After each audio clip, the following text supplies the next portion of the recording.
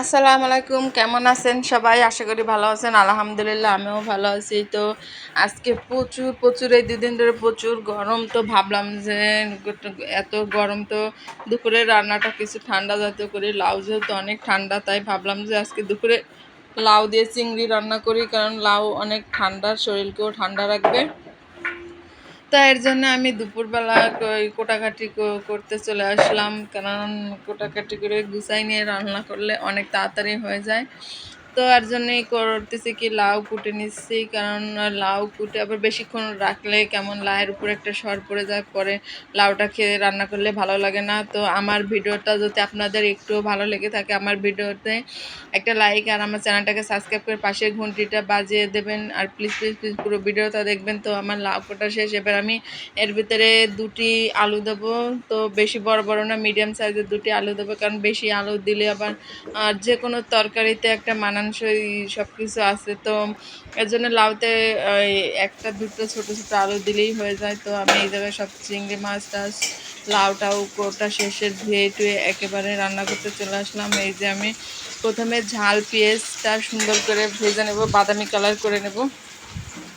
তো এই যে আমার পেঁয়াজটা একেবারে বাদামি কালার হয়ে গেছে। এখন আমি এক এক করে সব মশলা দিয়ে দিচ্ছি, আদা রসুন জিরা বাটা, তারপরে ধনের গুঁড়া, লবণ হলুদ সব কিছু দিয়ে একেবারে মশলাটাকে সুন্দর করে কষাই নেব। তারপরে ভালো করে মশলাটাকে কষাই তারপর চিংড়ি মাছগুলো দেবো, কারণ মশলাটাই হলো মেন। মশলাটা ভালো মতো না কষানো হলে তরকারিটা কাঁচা মশলা একটা গন্ধ আসে। তো এই জায়গায় আমি পেঁয়াজটা পুড়ে যাচ্ছে, এর জন্য একটু পানি দিয়ে নিলাম। পানি দিয়ে বাকি হলুদ লবণ এগুলো ধনের গুঁড়ো এগুলো দিয়ে দিচ্ছি।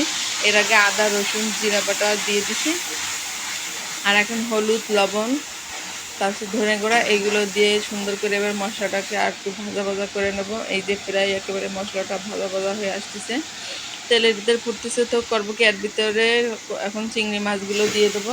চিংড়ি মাছগুলো মশলার সাথে একটু নাড়াচাড়া দিয়ে সুন্দর করে ভেজে তারপরে করবো কি, লাউটা দিয়ে দেবো, কারণ মশলার সাথে চিংড়িটা ভালো করে ভেজে নিলে কাঁচা কাঁচা ভাবটা থাকবে না।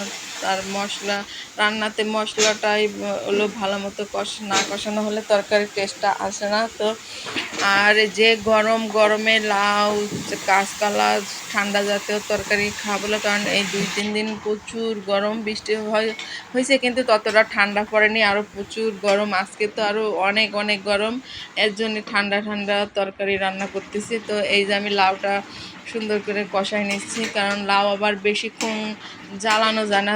বেশি লাউ তরকারিটা বেশি জাল হলে আবার কি একটু টক টক ভাব এসে যায়। তো আমি লাউটা কষানো হয়ে গেলেই অল্প একটু জলের পানি দিয়ে সুন্দর করে নামানোর আগে ধনেপাতা দেবো, দিয়ে তরকারিটা নামানো। তো এই যে আমার তরকারিটা এই যে লাউর কষানো হয়ে গেছে, কষানো হয়ে গেলে পরে এই যে অল্প পানি দিচ্ছি, কারণ লাউটা একেবারে জালি লাউ হলে অতটা পানিও লাগে না, যে যা পানি ওঠে তাই, কিন্তু লাউটা একটু কেমন হাইব্রিডের শক্ত শক্ত মানে কমতি ছিল না, তার জন্য একটু ঝোলে পানিটা বেশি দিয়ে নিছি। তো আমার তরকারিটা প্রায় হয়ে গেছে, নামানোর আগে একটু ধনেপাতাটা দিলাম, কারণ অনেক আগে ধনেপাতাটা দিলে কেমন জানি ধনেপাতার ফ্লেভারটা চলে যায়। তো এই যে আমার তরকারি ফাইনাল লুক। তো রান্না বাড়া শেষে আমার ছেলেকে খেতে দিছি, কারণ ওর আবার পড়া আছে, এর জন্য রান্না বাড়া শেষে ওকে খেতে দিছি, খেটে পড়তে যাবে।